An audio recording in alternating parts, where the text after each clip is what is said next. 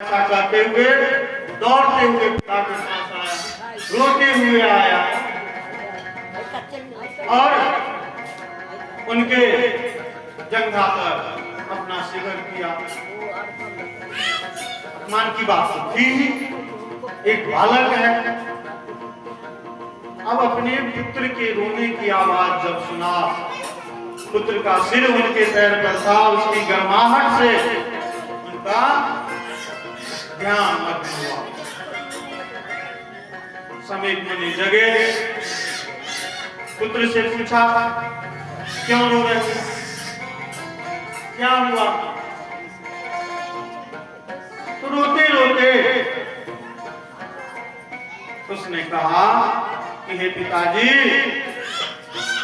ये देखिए आपके गले में एक दुष्ट राजा ने यह मरा हुआ सांप लेकर के आपको अपमानित किया है, जिस कारण मैंने उसे सांप ले दिया और कहा कि तक्षक नाग तक्षक सर्प उसे सांप में दिन डस उसकी मृत्यु हो जाए। अब ऋषि अपने दिव्य दृष्टि से अनुभव कर लिए, देख लिए कि अरे वो तो राजा परीक्षित अत्यंत दुखी हो गए। अपने पुत्र से कहते हैं कि पुत्र तुमने ये क्या किया, तुम्हें इतना क्रोधित नहीं होना चाहिए, तुमने तो उस महान राजा को श्रापित कर दिया जो सदैव ऋषि मुनियों का सत्कार करने वाले, सम्मान करते हैं। उसने 3 अश्वमेध यज्ञ किया, वह तो दिग्विजयी, यह घोर अनर्थ हो गया। ऋषि को बहुत पश्चाताप।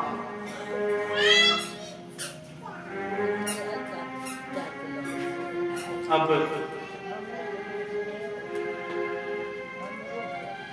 पश्चाताप हुआ, इसका कारण क्या है कि ऋषि थे, संत कहा जाता है ऋषि। संत कभी मान अपमान की चिंता नहीं करते, उन्हें परवाह नहीं होती। पुत्र उनका क्रोधित हुआ बालक था, उसमें परिपक्वता नहीं आई थी, लेकिन ऋषि तो संत थे, उसे इस बात की थोड़ी सी भी तकलीफ नहीं हुई। ऋषि को निराकार होते हैं, मान सम्मान को त्याग करते हुए अपने कर्म में लीन रहते हैं। राजा अपने राजधानी की ओर आते हैं और राजधानी पहुंचने पर राजा को भी बहुत पश्चाताप होता है। क्रोधित होकर के तो गले में डाल दिया। राजधानी आते हैं तो उन्हें भी रास्ते में जब सोच विचार करते हैं तो उन्हें भी पश्चाताप पड़ा कि मैंने यह क्या किया, मैंने जो जघन्य अपराध किया है, इस अपराध के बदले में मेरे ऊपर भी अब कोई विपत्ति आए, स्वयं मांगने लगे। राजा हमेशा सम्मान करते थे ऋषि मुनियों का, और खुद जब स्वयं एहसास हो गया तो वे सोचने लगे कि मेरे ऊपर कोई बड़ी विपत्ति आ जाए ताकि मेरे इस पाप का प्रायश्चित हो सके। यह उनके मन में यह विचार आ ही रहा था, उसी समय एक दूत आता है और जानकारी देता है कि हे राजा, उस ऋषि कुमार के शाप के फलस्वरूप 7वें दिन आपकी मृत्यु हो जाए। आपने जो उस ऋषि के साथ किया, यह सुने उस ऋषि के पुत्र ने आपको शाप दे दिया। 7वें दिन आपको तक्षक नाग डस लेगा और आपकी मृत्यु हो जाए। अब जैसे ही परीक्षित इस सूचना को सुनते हैं, मन में विचार किया कि मुझ पर ऐसी विपत्ति आए कि मुझे मेरे पाप के प्रायश्चित करने का अवसर प्राप्त होगा, और विचार आते ही तुरंत यह सूचना प्राप्त हुआ।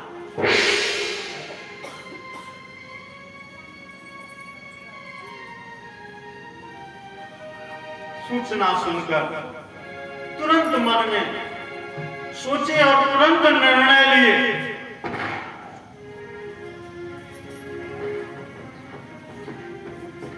कि वास्तव में मैं इस संसार के प्रति आसक्त हो गया था। मेरी आसक्ति बढ़ गई, मैं अपने विजय अभियान में लगा हुआ था, मेरी आकांक्षा का अंत नहीं हो रहा। जब सब कुछ की प्राप्ति हो जाए उसके बावजूद भी यदि हमें और पाने की इच्छा हो, और पाने की इच्छा हो, तो वही आ सकती है। साइकिल, मोटरसाइकिल, कार का उदाहरण उल्लेखित हुआ, तो उन्हें अपने आप को अनुभव होने लगा कि मैं संसार के प्रति अत्यधिक आसक्त हो गया,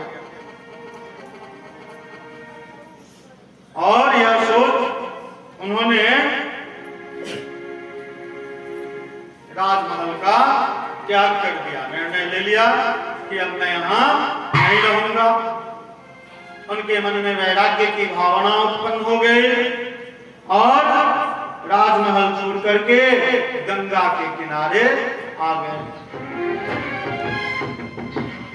गंगा तट पर आ गए।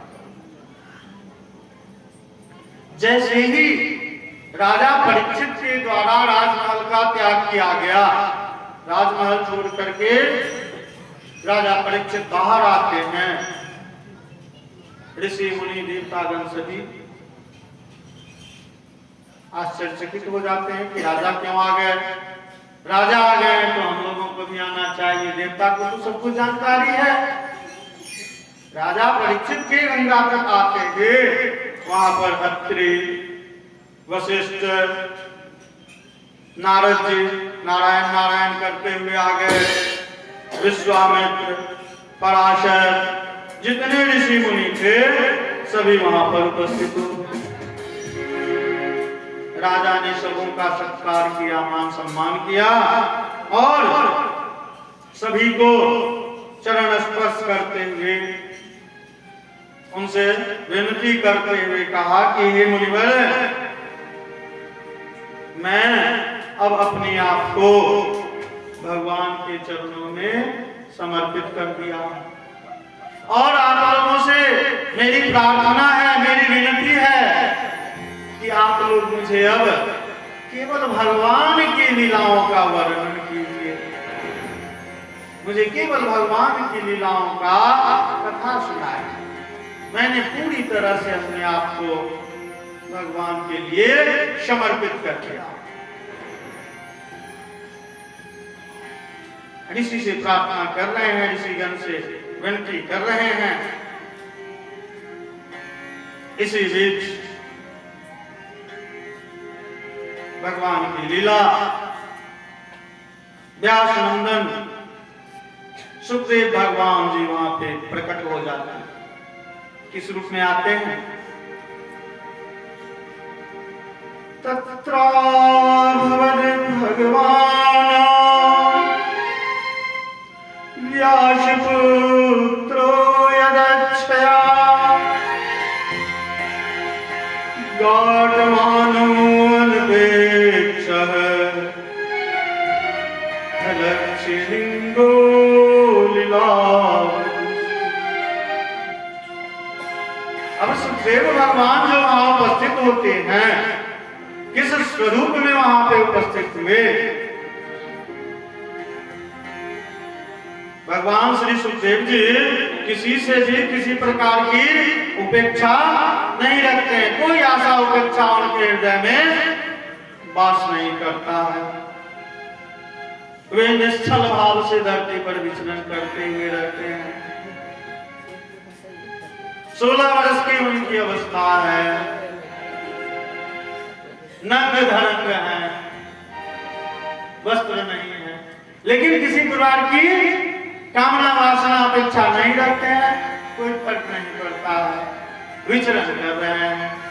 उनकी उस अवस्था को देख करके लोग पागल समझ रहे हैं, पागल समझ के बच्चे उनका पीछा कर रहे हैं, पीछा करते हुए जा रहे हैं। लेकिन जैसे ही वहां ऋषि मुनियों के साथ परीक्षित के समक्ष भगवान श्री सुखदेव जी का प्राकट्य होता है, सभी ऋषिगण उनके समक्ष नतमस्तक हो जाते हैं। राजा परीक्षित अपने आसन को छोड़ उन्हें प्रणाम करते हुए उन्हें आसन प्रदान करते हैं। तो ऐसे अवतारी, ऐसे निश्चल, ऐसे इच्छा वासना से रहित सुखदेव भगवान की। अब व्यासनंदन पुत्र सुखदेव के उपस्थित होते ही, प्रकट होते ही राजा परीक्षित बहुत ही भाव विभोर होकर दीनता के साथ उनके समक्ष नतमस्तक हो जाते हैं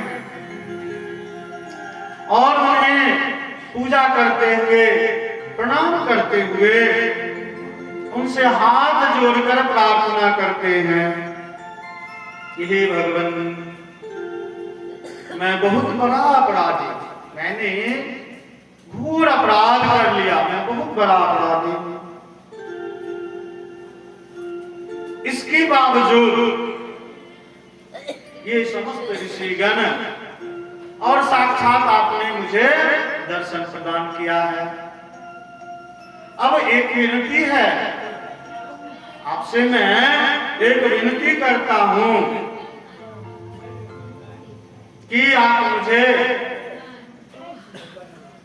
यह बतला दीजिए, क्योंकि उनके मन में तो विचार कौन रहा है, कौन सा विचार कौन रहा है, साथ में जिन मृत्यु होगी, सांसारिक मोह माया का त्याग कर दिए हैं, राजमहल छोड़कर आ गए हैं, पूर्णतः वैराग्य भावना जागृत हो गई है।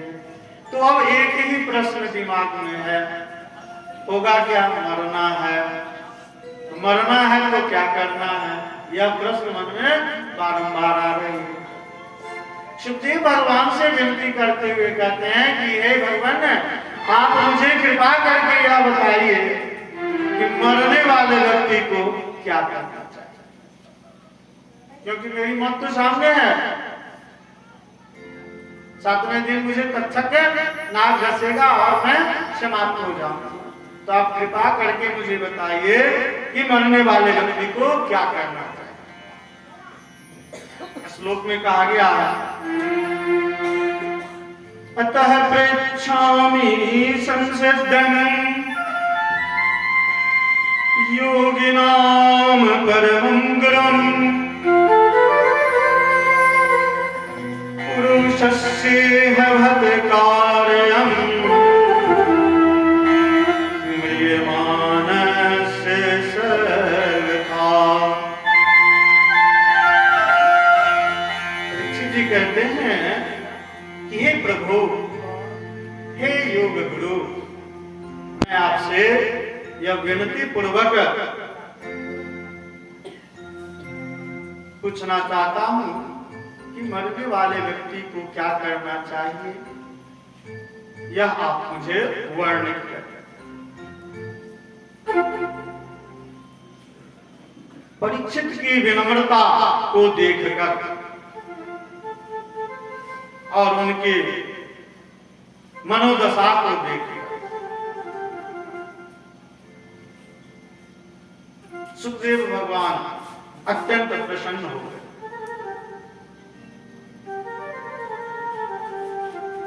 कहीं से कुछ मांगना हो, कुछ सीखना हो, कुछ ग्रहण करना हो, तो उसके लिए कैसा भाव हो, यह हम लोगों को महाराज परीक्षित से सीखना चाहिए। महाराज हैं, समस्त भूमंडल के सम्राट हैं, लेकिन जिस दीनता से उन्होंने सुखदेव जी के समक्ष विनती की, उसे देख सुखदेव जी अत्यंत प्रसन्न हो जाते हैं और उनके ऊपर प्रसन्न होकर उनसे कहते हैं कि हे राजन, मैं आपसे प्रसन्न हूं और आपके मन की जो जिज्ञासा है, आपके मन में जो प्रश्न है, उसका समीचीन उत्तर मैं आपको दूंगा। आपके मन की शंका का समाधान होगा। सुखदेव जी कहते हैं कि हे राजन, जो व्यक्ति गृहस्थ होते हैं, अब मरने वाले व्यक्ति को क्या करना चाहिए? प्रश्न पूछे, तब यहां होगा कि तुरंत जवाब दे देते कि मरने वाले व्यक्ति को यह करना चाहिए, तो यह समीचीन उत्तर नहीं हुआ। केवल परीक्षित जी के लिए ही यह भागवत महापुराण रचित नहीं हुआ है, समस्त जीवों के कल्याण के लिए है। इसलिए सुखदेव जी महाराज ने अब सांसारिक गतिविधियों का उल्लेख करते हुए हम लोगों को संदेश दिया है। सुखदेव जी कहते हैं कि जो गृहस्थ व्यक्ति होते हैं उनका जीवन शादी विवाह, बेटा पोता, नाती नतनी, घर द्वार, गाड़ी घोड़ा, यही सब करते करते बीत जाता है और पता भी नहीं चलता है कि कब समय व्यतीत हो गया। अपने उत्तरदायित्वों को पूरा करते करते मनुष्य का जीवन व्यतीत हो जाता है, उसे कुछ सुध नहीं रह पाता। अपने उत्तरदायित्वों और इस सांसारिक मायाजाल के बंधन में फंस करके, उस मोह में ग्रसित हो करके वह इतना प्रभावित हो जाता है कि उसे कभी यह नहीं ख्याल आता है कि जो परम सत्य है वह भी मुझे प्राप्त होगा। परम सत्य क्या है? एक ही परम सत्य है, वह है मृत्यु। सबकी मृत्यु निश्चित है, लेकिन दुर्भाग्य की बात है कि किसी भी व्यक्ति की यह इच्छा नहीं होती है कि मेरी मृत्यु हो जाए, किसी की नहीं होती और अधिक दिनों तक जीवित रहो। महाभारत के प्रसंग में है कि जब पांडवों को वनवास के दौरान प्यास लगती है और पानी की तलाश में सबसे पहले अर्जुन जाता है और कम से कम 5 भाई जाते हैं, 4 जाते हैं, वापस कोई नहीं आता है। अंत में युधिष्ठिर जाते हैं, देखते हैं कि 5 भाई का मृत शरीर सरोवर के किनारे पड़ा हुआ और उस सरोवर के पास जैसे ही युधिष्ठिर भी प्रवेश करते हैं, जल स्पर्श करना चाहते हैं, तुरंत एक आवाज आती है, रुको। युधिष्ठिर पूछते हैं कि आप कौन? तो वह आवाज बतलाता है कि मैं इस सरोवर का स्वामी, मैं एक यक्ष हूं, मैं एक राक्षस हूं और इस सरोवर पर मेरा स्वामित्व है। इस सरोवर के जल को वही ग्रहण कर सकता है जो मेरे प्रश्नों का उत्तर दे। तुम्हारे भाइयों ने मेरी बात नहीं मानी, जिस कारण उसकी यह दशा। तो युधिष्ठिर धर्मराज थे, उन्होंने विनम्रता पूर्वक यक्ष से कहा कि राजन, आप मुझसे प्रश्न कीजिए, मैं आपको प्रश्नों का जवाब दूंगा। उस परम सत्य की व्याख्या के लिए मैं थोड़ा पीछे की प्रसंग की ओर आ गया हूं। तो यक्ष ने ढेर सारे प्रश्न किए, जिसमें एक प्रश्न यक्ष ने किया युधिष्ठिर से, युधिष्ठिर बताओ किम आश्चर्यम, आश्चर्य क्या है? बहुत ही विनम्रता पूर्वक युधिष्ठिर ने यक्ष से कहा कि हे राजन, प्रतिदिन इस संसार में असंख्य जीवों की उत्पत्ति होती है, असंख्य जीव जन्म लेते हैं और प्रतिदिन असंख्य जीवों की मृत्यु भी होती है। इन दोनों दृश्यों को, जन्म की स्थिति को और मृत्यु की घटना को, दोनों को यहां रहने वाले जो लोग हैं वे सत्य अपनी खुली आंखों से देखते हैं, कानों से सुनते हैं। सुशील बाबू भागवत कथा सुनाल कि 2 दिन के बाद मर गए, सुनते हैं। उसके बावजूद भी जो जीवित रहने वाले लोग हैं उनको यह नहीं भय सताता है कि मेरी मृत्यु होगी। उनके मन में इसके बावजूद भी यही इच्छा रहती है कि मैं इस धरती पर जीवित रहूं, मैं इस धरती पर अधिक समय तक रहूं। इससे बड़ा आश्चर्य क्या हो सकता है।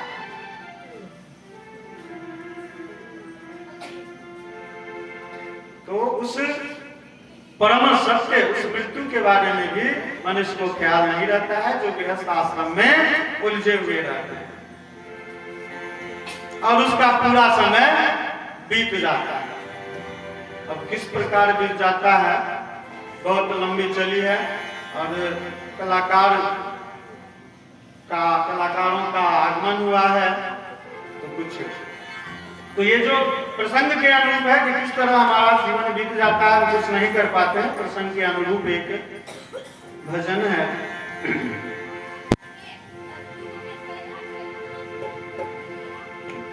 कन्हैया जी आप भाव लेबै। चली जा रही है उम्र धीरे धीरे, चली जा रही है उम्र धीरे धीरे, चली जा रही है,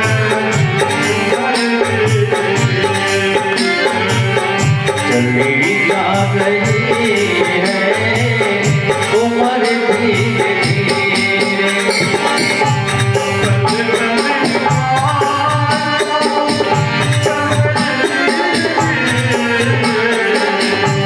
पल पल बाहर धीरे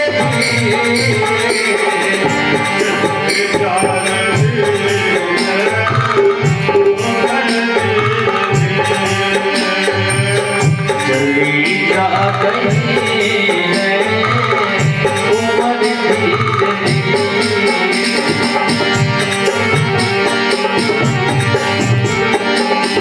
जो करते रहोगे भजन धीरे धीरे, जो करते रहोगे भजन धीरे धीरे, तो मिल जाएगा वो सजन धीरे धीरे, तो मिल जाएगा वो सजन धीरे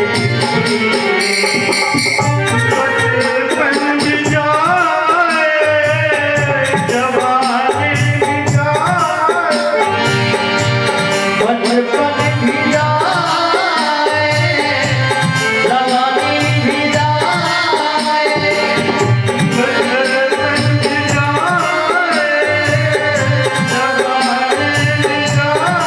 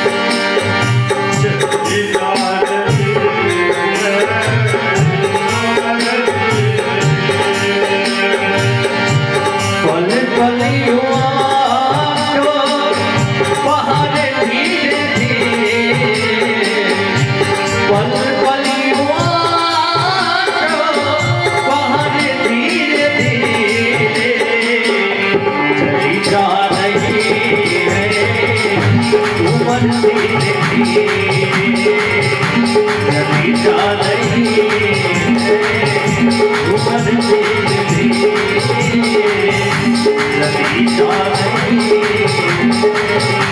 उम्र धीरे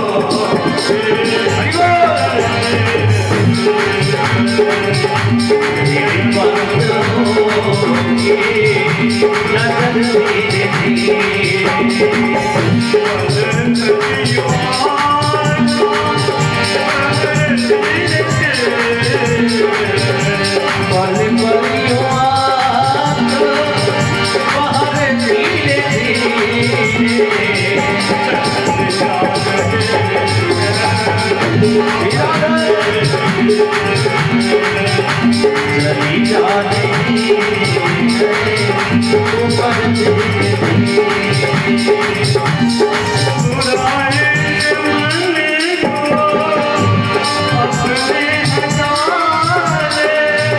बुराई से मन को अपने हटा ले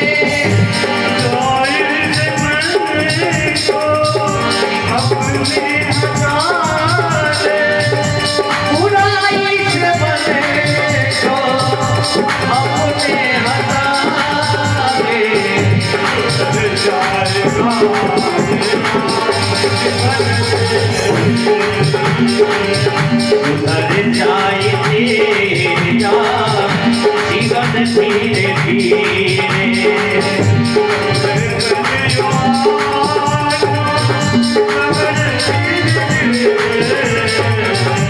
पल पल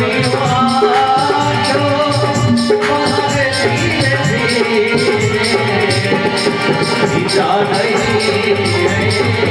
उम्र धीरे धीरे जा रही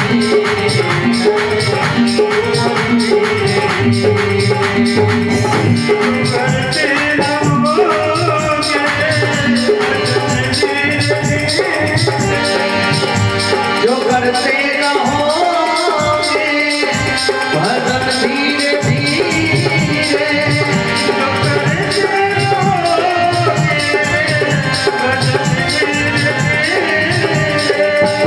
जो करते रहोगे भजन धीरे धीरे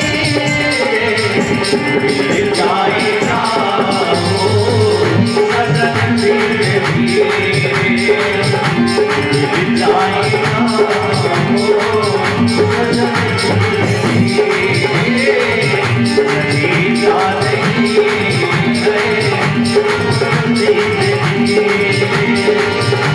पल पल बाहर धीरे धीरे पल पल बाहर धीरे धीरे चली जा रही है उम्र धीरे धीरे चली जा रही है उम्र धीरे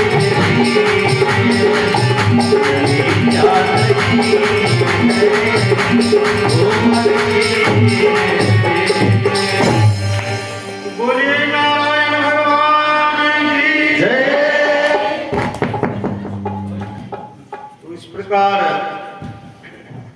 इस भजन के माध्यम से संपूर्ण जीवन की जो व्यवस्था बनी हुई है, जीवन को व्यतीत करने की जो व्यवस्था बनी हुई है उसका उल्लेख है।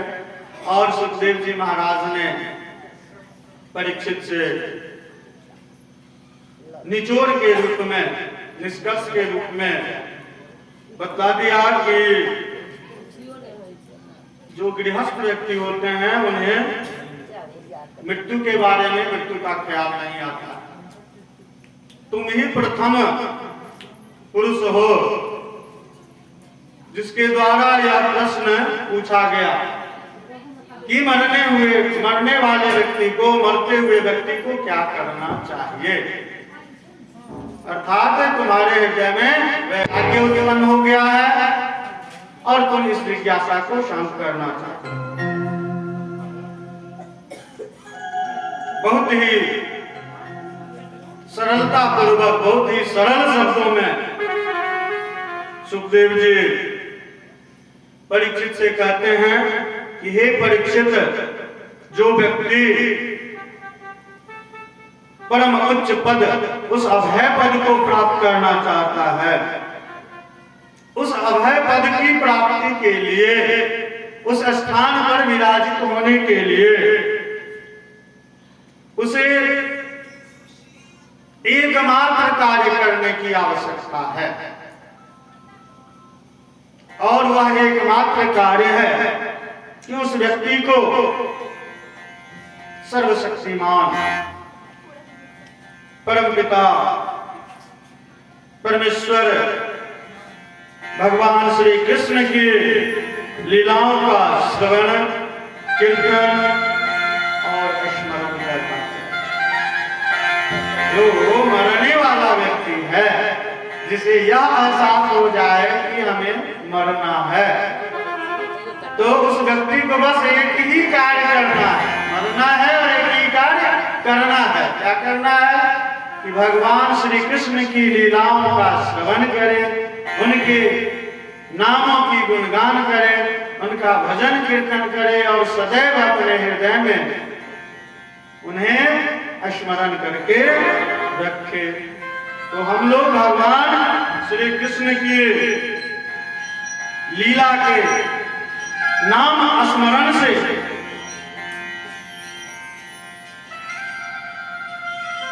अपने आप को परम पद की प्राप्ति कर सकते हैं।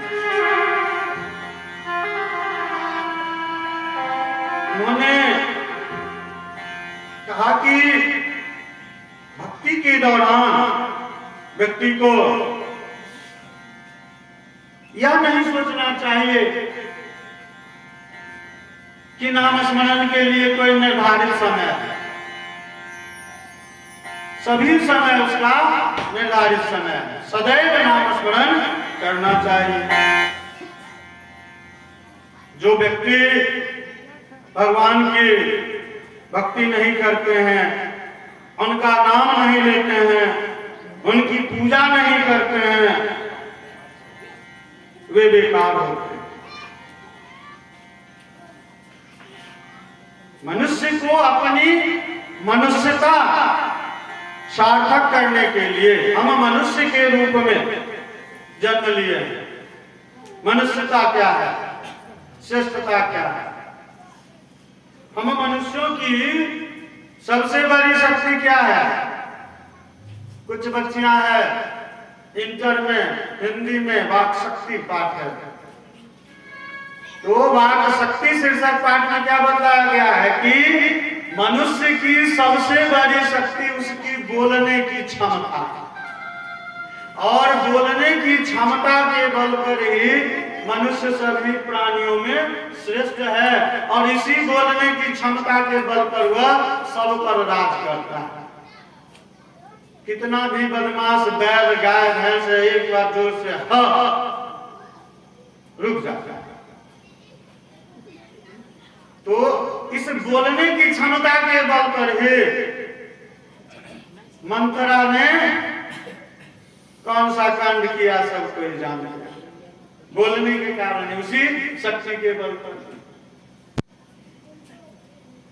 तो मनुष्य को जो सबसे बड़ी शक्ति प्रदान हुई है, इसी बात चित्त की क्रिया के द्वारा हम एक दूसरे के विचारों को, एक दूसरे की भावनाओं को समझते हैं।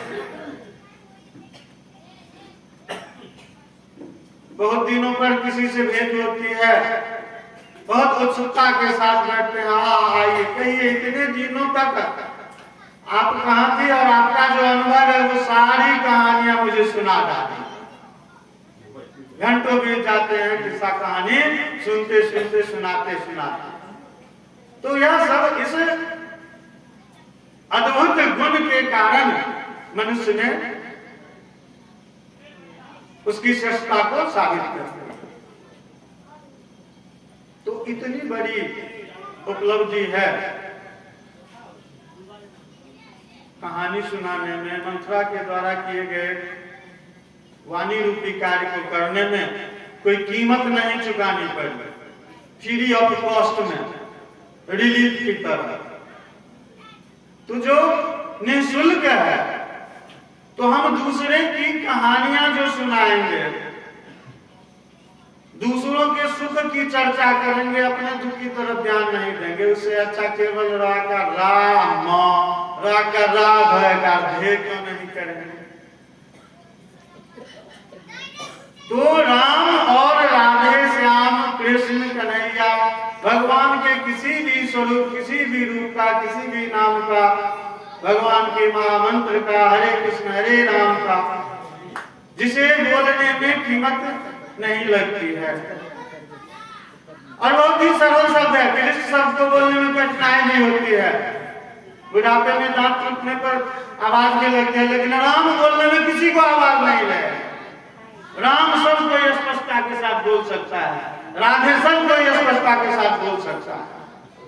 तो इतनी सरल भक्ति करने के लिए हम पीछे हैं। अब सुखदेव जी महाराज कहते हैं कि जिस व्यक्ति के मुख से ईश्वर का नाम नहीं निकलता उसकी जिह्वा जली हुई। और इसका उल्लेख भी बहुत ही उपयुक्तता पूर्वक विभिन्न उदाहरणों के साथ एक गायन के रूप में प्रस्तुत है।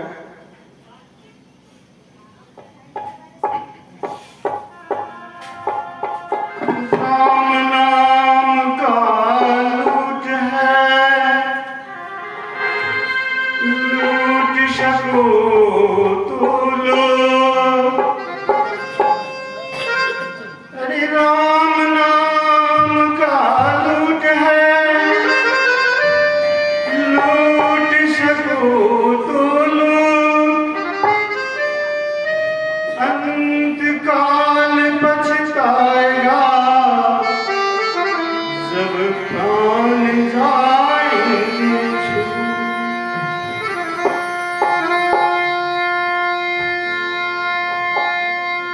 राम के नाम बिना रे मूरख, राम के नाम बिना रे मूरख, श्याम के नाम बिना जल जाए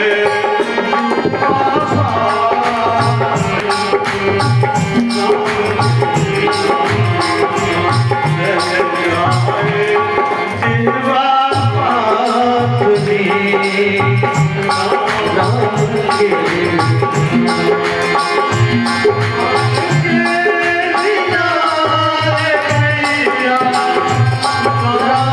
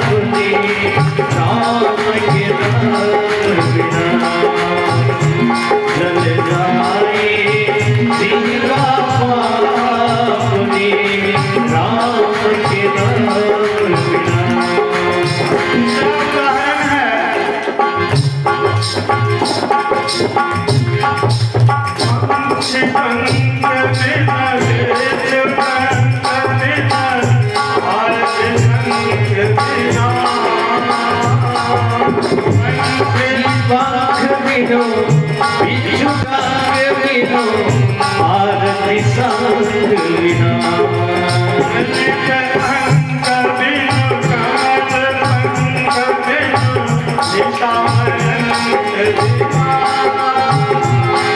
ओ गणित आगे बिने कमल पाग बिने निशामयंग बिना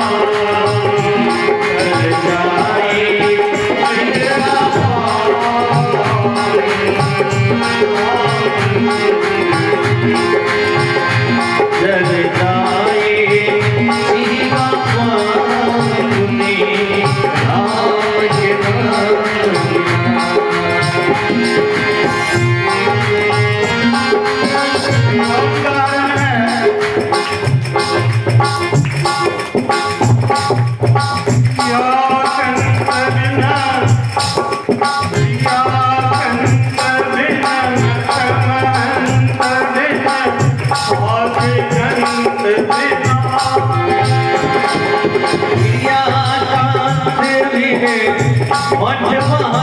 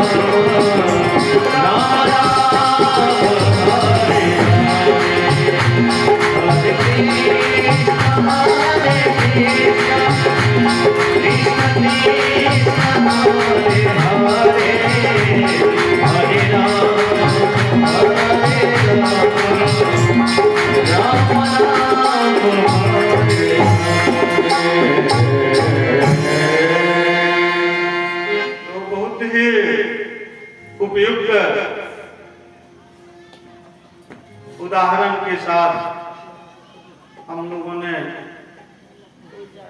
हमारे शरीर के विभिन्न अंगों की मुख्य रूप से वाणी फ्री ऑफ कॉस्ट वाली जो वस्तु है उसे किस रूप में प्रयोग किया जाए, विभिन्न उपमानों के साथ, विभिन्न उदाहरणों के साथ भी किसकी महत्ता किसके बिना नहीं होती है। भगवत भजन की महत्ता का बखान।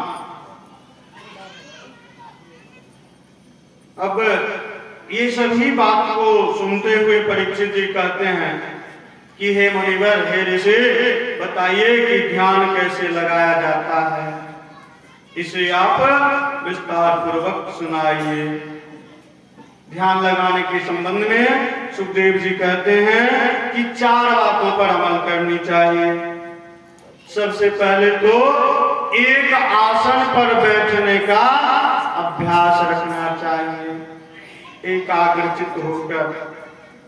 आज ही की बात है, एक राधे रानी है, माता जी कर रही थी कि बउआ 3 महीना से स्कूल जाएगा, कुछ नहीं लगेगा।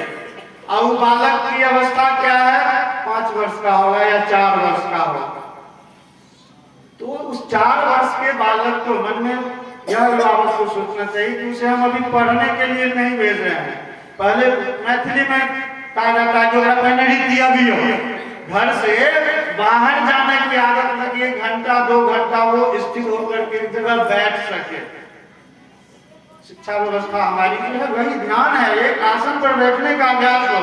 कोचिंग जाते हैं पढ़ने के लिए 1 घंटा, उसी 1 घंटा में छात्रों को सारा गप करना रहता है, स्थिर नहीं रहे। 5 मिनट अध्यापक का ध्यान, कोई आ गए, कोई आगंतुक आ गया, उनसे बात हो रही है, सारा बच्चा सारी कहानियां सुनाने लगता है। तो एकाग्रता, एक आसन पर ध्यान पूर्वक 3 घंटा 4 घंटा बैठने का अभ्यास, एकाग्रचित्त होना। दूसरा, प्राणायाम के द्वारा अपने श्वास प्रश्वास पर नियंत्रण रखो।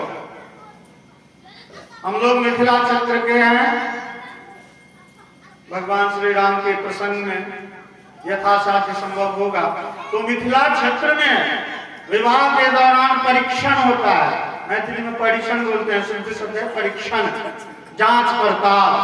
परीक्षण के दौरान नाक दाब दिया जाता है। कुंज बिहारी कृष्ण जी ने बड़े ही मनोरम रूप में गायन के द्वारा प्रस्तुति की है। उसके पीछे कारण क्या है, वही देखा जाता है कि इसके श्वास प्रश्वास की स्थिति क्या है, कितने देर तक यह अपने आप को संतुलित करके रख सकता है, उस पर नियंत्रण कितनी है। तो प्राणायाम के द्वारा सांस प्रश्वास पर नियंत्रण रखना चाहिए, क्योंकि इससे मन स्थिर होती है, एकाग्रता बढ़ती है। तीसरा बताया उन्होंने कि संसार में सबके साथ रहो, मना नहीं करते हैं। जितने सगे संबंधी इष्ट मित्र सभी के साथ रहिए, लेकिन किसी के साथ संग नहीं कीजिए। अब बड़ा दुविधा वाली बात है भाई, सबके साथ रहिए या किसी का संग नहीं कीजिए। तो संग नहीं करेंगे साथ कैसे रहेंगे? तो यहाँ संग साथ का मतलब ये नहीं हुआ कि जो आप 3 किलोमीटर की दूरी बना करके रहिए साथ में। संग का मतलब यहाँ हुआ आसक्ति, लगाव।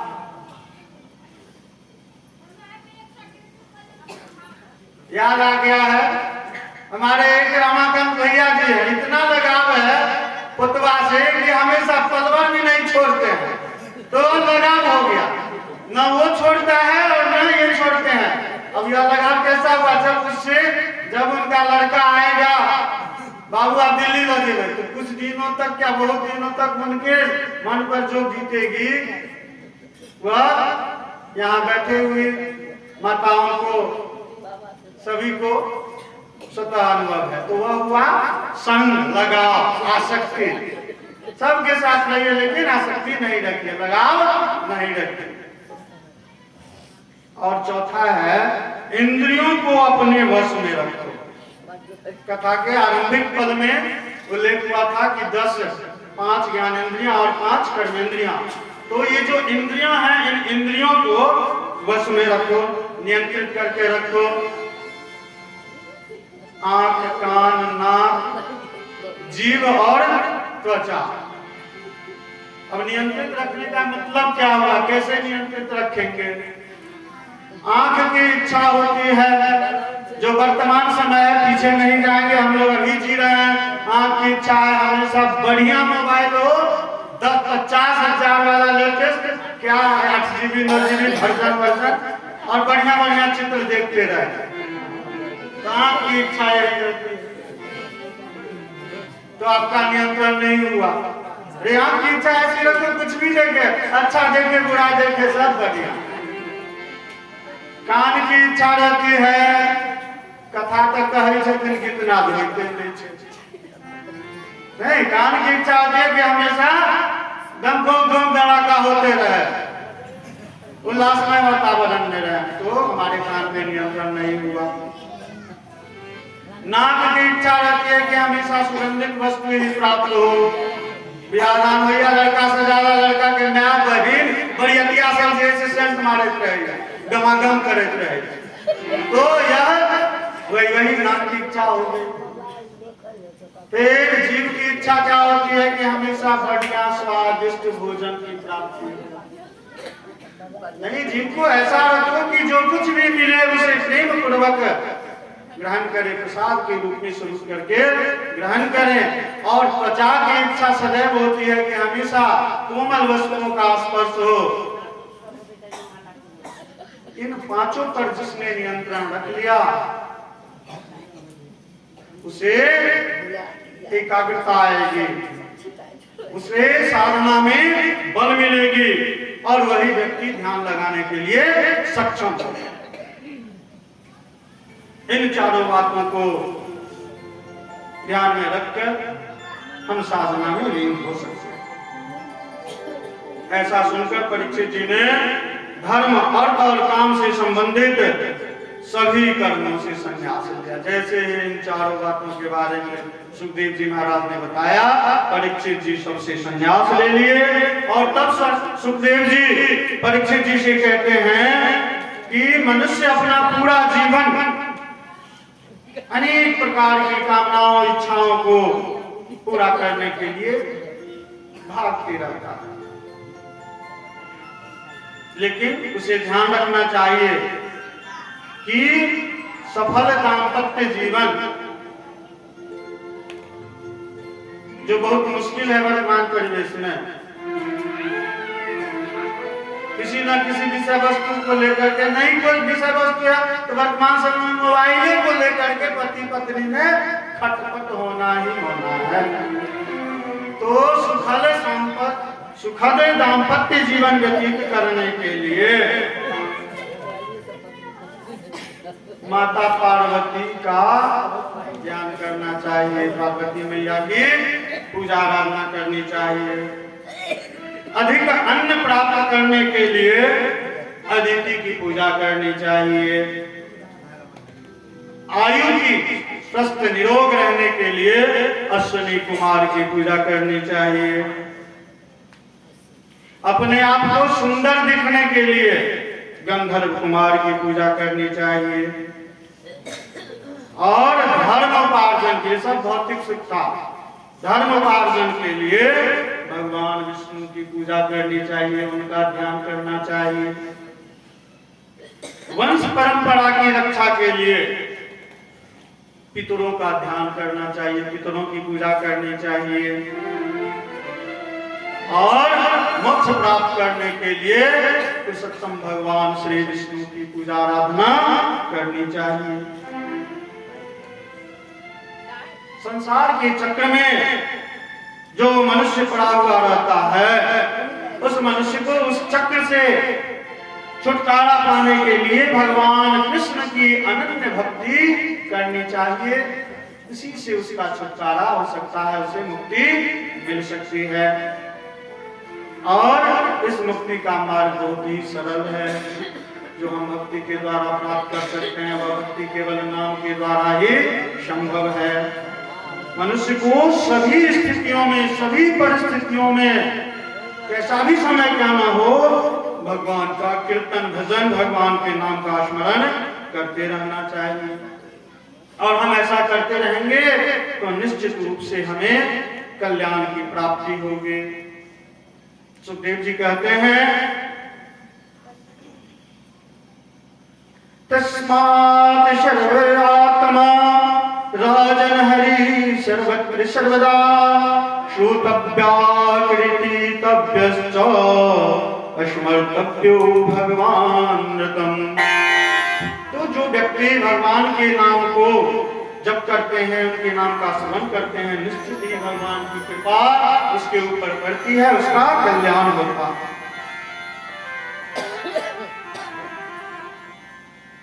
अब कथा को विश्राम की ओर ले जा रहे हैं। बस थोड़ा सा एक प्रसंग है। निष्काम भक्ति की प्राप्ति के लिए सदैव नारायण की उपासना करनी चाहिए। निष्काम, कोई कामना नहीं। उल्लेख है श्लोक के माध्यम से, अकाम सर्व कामो वा मोक्ष काम उदाहरणे काम काजो यजेता सोम कामः पुरुषं परम्। बहुत ही इसका व्यवहारिक रूप से उदाहरण दिया गया है कि मानव शरीर पाकर के जो व्यक्ति भगवान का, हरि का भजन नहीं करते हैं, जो व्यक्ति मानव शरीर पाकर के भी हरि का भजन नहीं करते हैं, भगवान की भक्ति नहीं करते हैं, वैसे व्यक्ति को देखकर कुछ को खुशी होती है। कुछ ऐसे हैं जिन्हें काफी प्रसन्नता होती है वैसे लोगों को देख करके। किन लोगों को? जो भगवान का भजन नहीं करते। किन्हें प्रसन्नता होती है? 4 पशुओं को प्रसन्नता होती है। 4 जानवर वैसे व्यक्ति को देख करके काफी प्रसन्नचित हो जाते हैं कि अरे भगवान का नाम नहीं ले रहा है, खूब बड़ाई करते हैं। कौन कौन? सबसे पहला जो जीव है कुत्ता। कुत्ता जो है उन लोगों को देखकर बहुत प्रसन्न होता है जो भगवान का नाम नहीं लेते हैं। कैसे प्रसन्न होता है? जो भजन नहीं करते हैं तो भजन नहीं करेंगे, भगवान का नाम नहीं करेंगे, भजन कीर्तन नहीं होगा तो उसके बदले में क्या होगा? गाला गाली होगा, मारा मारी होगा, झाँव झाँव होगा। तो जिस प्रकार कुत्ते आपस में झगड़ते हैं, झाँव झाँव करते हैं, ठीक उसी प्रकार जो भजन नहीं करने वाले हैं वे क्या करते हैं? हमेशा आपस में झगड़ते रहते हैं। और उन्हें आपस में झगड़ते हुए देख करके कुत्ता बहुत प्रसन्न होता है कि चलो मेरे गैंग में आ गया, हमारी संख्या बढ़ गई। तो इस तरह से कुत्तों के द्वारा उनकी प्रशंसा होती है। अब दूसरा जीव जो है वह ग्रामीण सुअर। 2 तरह का सुअर है। एक बनैया सुअर जो फसलों को नष्ट भ्रष्ट कर रहा है, और ग्रामीण सुअर। तो बनैया सुअर जो है उसका भोजन स्वच्छ है तो सुअर की प्रजाति का है, लेकिन वो घास खाता है।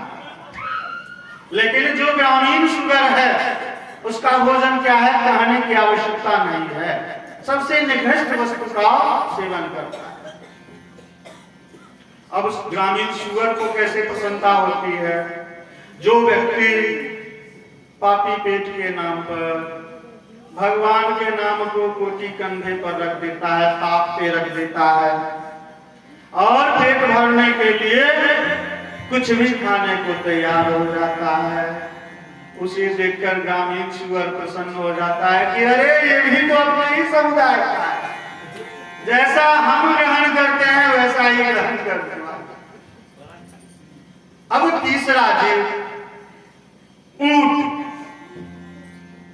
भाई ऊंट क्यों प्रसन्न होता है? ऊंट तो बहुत बढ़िया जीव है। साधु बाबा लोग आते हैं कभी कभी अपने स्कूल पे लगा देते हैं डेरा, भिक्षाटन करते हैं। ऊंट को प्रसन्नता इसलिए होती है कि ऊंट को थोड़ा सा मिल जाए, भोजन मिलता है। तो वैसे व्यक्ति जिनको थोड़ा सा मिल जाए, थोड़ा सा धन हो गया, थोड़ी सी बुद्धि हो गई, थोड़ा ज्ञान हो गया, थोड़ी सी पूछ हो गई, ऊंचा कर लेता है, अपने आप को ही सर्वोपरि समझ लेता है, घमंड से चूर हो जाता है, उसकी वाणी बदल जाती है, आधा हिंदी आधा मैथिली आधा इंग्लिश, इसकी में उसकी उसकी में तिसकी करने लगता है। तो वैसे सिर उठाने वाले व्यक्ति को देख करके ऊंट का सिर कैसा रहता है? हमेशा उठा हुआ रहता है। ऊंट को प्रसन्नता होती है कि बहुत कम संख्या है, रेगिस्तान में मिलता है अपना बिरादर, अच्छा लगोलगा में भी मिल गया, चलो प्रसन्नता होती है, ऊंट भी प्रसन्न हो। अब चौथा जीव जो है वह है गधा, वैशाख नंदन। गधा को भी बहुत प्रसन्नता होती है जो भगवान का नाम है। गधा किस रूप में प्रसन्न होता है? वैसे व्यक्ति जो व्यक्ति जिंदगी भर घर गृहस्थी का बोझा अपने सिर पे उठाए हुए,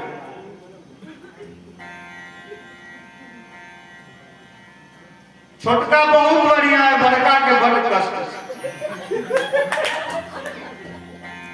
तो इस तरह की भावना को अपने कंधे पे बिठा के रखते हैं, माया मोह में फंसे हुए रहते हैं। उस छोटका की बराबरी में बड़का को लाने के लिए कुदाल चला रहे हैं, कुर्सी चला रहे हैं, व्याकुल है, उसको भी कहीं पे फ्लैट हो जाता।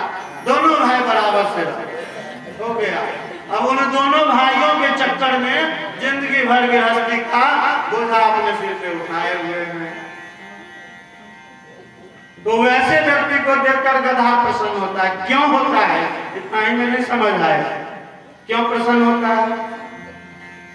क्योंकि गधा जब तक बोझा ढोने लायक रहता है उसका स्वामी उसको रखता है, मालिक उसका धोबी। और जैसे ही उसकी शक्ति समाप्त हो जाती है गधे को आउट छोड़ देता है। वही हाल वैसे व्यक्ति की होती है कि जिस बड़का के लिए ढेर सारे बोझे को अपने सिर पे उठाए और अब बड़का छोटा दोनों हो गया समान, तो अब बूढ़ा जो है बेकार में बड़बड़ कर रहा था, जाइए यहाँ से। तब गधा को प्रसन्नता होती है कि चलो मेरे ही समान इसको भी घर से बाहर निकाल दिया।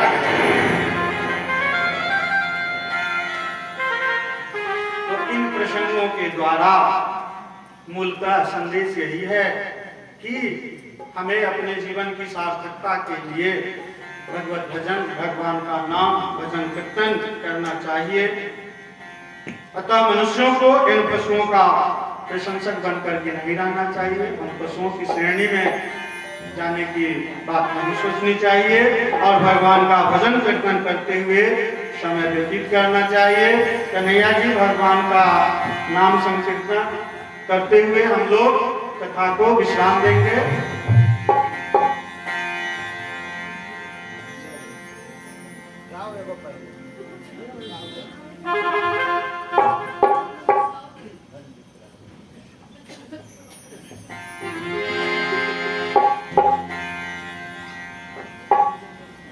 आइए बांके बिहारी के संगम में प्यारा सा वचन, उसके बाद नाम संकीर्तन, उसके बाद आरती।